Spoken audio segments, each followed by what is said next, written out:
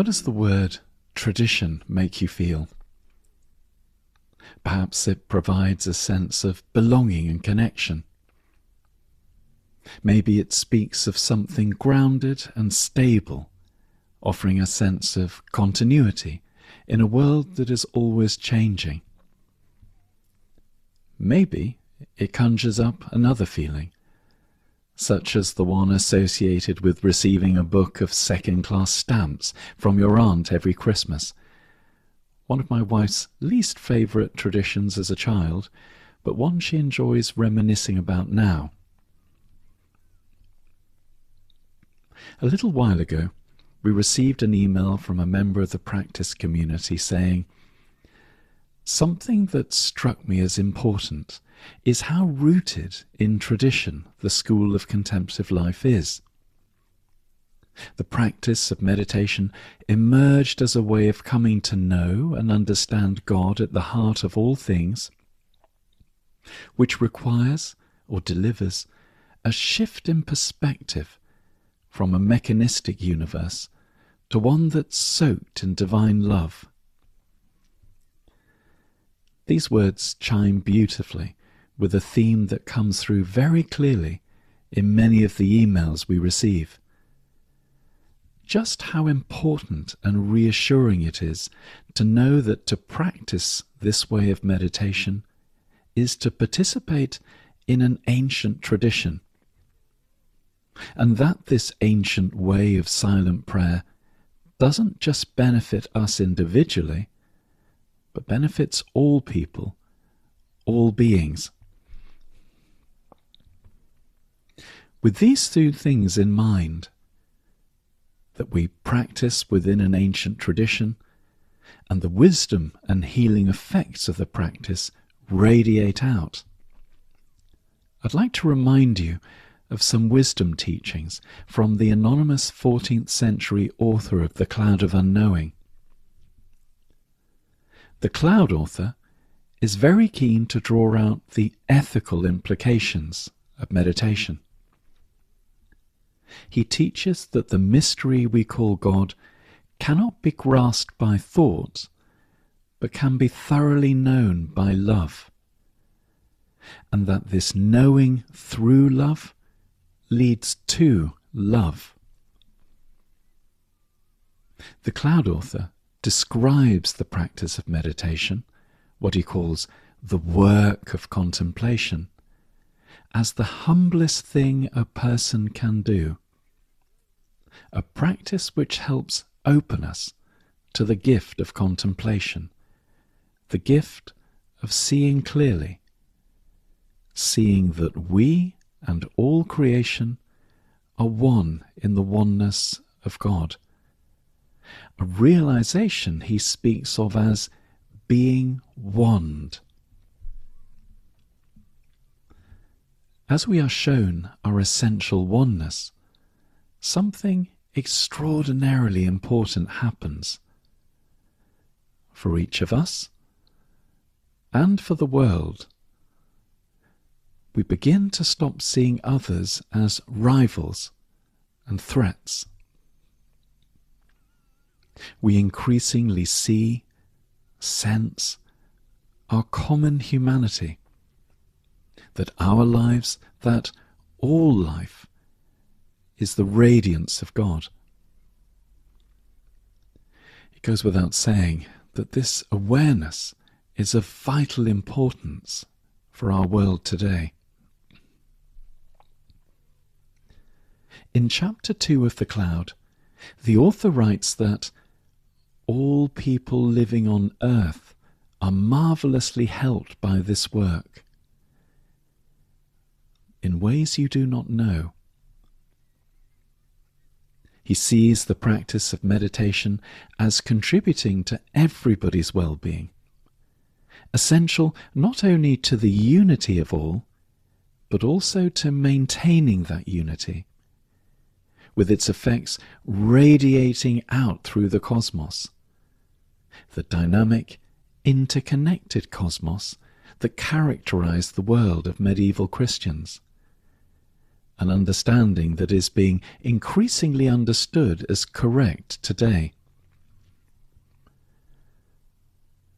in the silent depths of meditation, the sense of a separate self that is derived from the noise of our thoughts falls away. Or the noise and stories which maintain the sense of separation from God and from each other falls away. We increasingly encounter others as not separate from our life, not separate from who we are. The illusion of separateness begins to fall away. The idea that there is someone at a distance from us to be in rivalry with, or to fight with, or to hate begins to fall away. We are restored to who we really are, not separate, but one in God's oneness. We are restored to each other.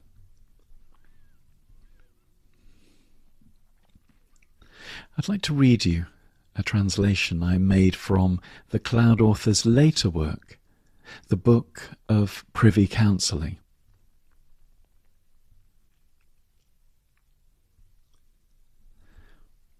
Blissful is the person who can find this wanning wisdom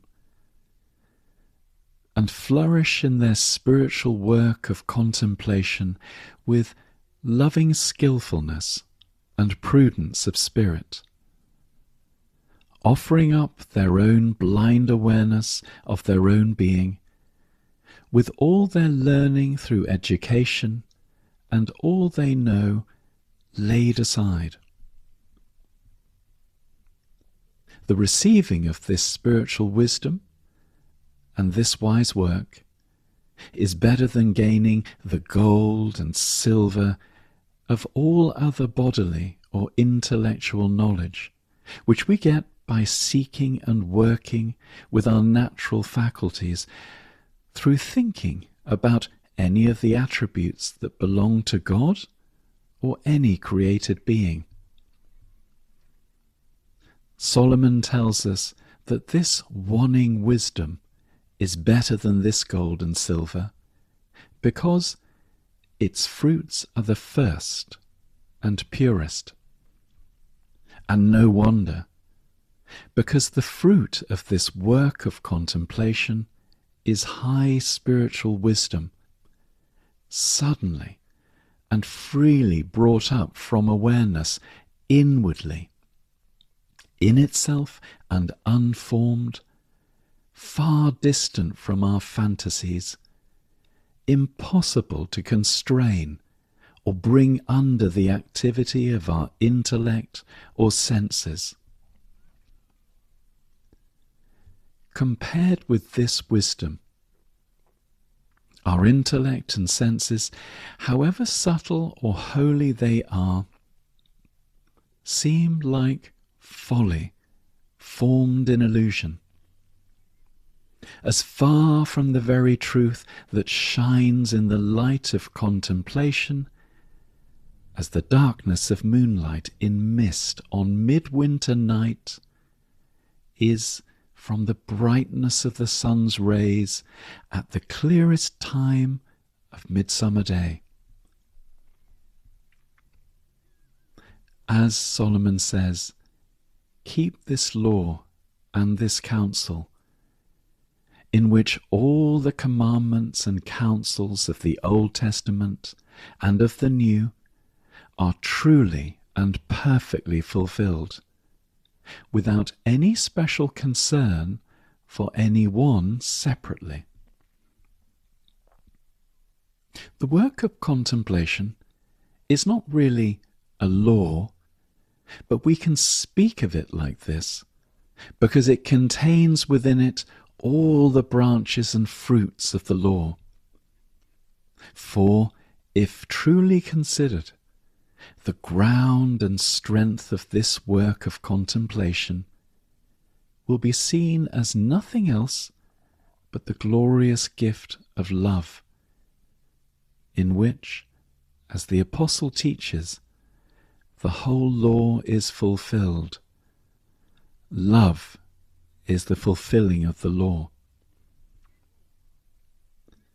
If you keep this loving law and this living counsel, as Solomon says, it shall be life to your soul inwardly, in softness of love to your God, and grace to your face outwardly, which is to say that this work of contemplation will make your outward form of life and relationships with others beautiful.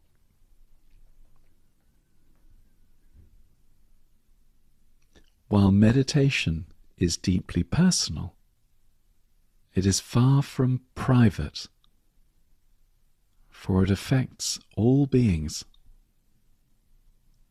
To practice meditation is to walk an ancient path of humility and integration, a path of oneness which contributes not only to our individual well-being or to the well-being of others, but to the well-being of the entire interconnected universe.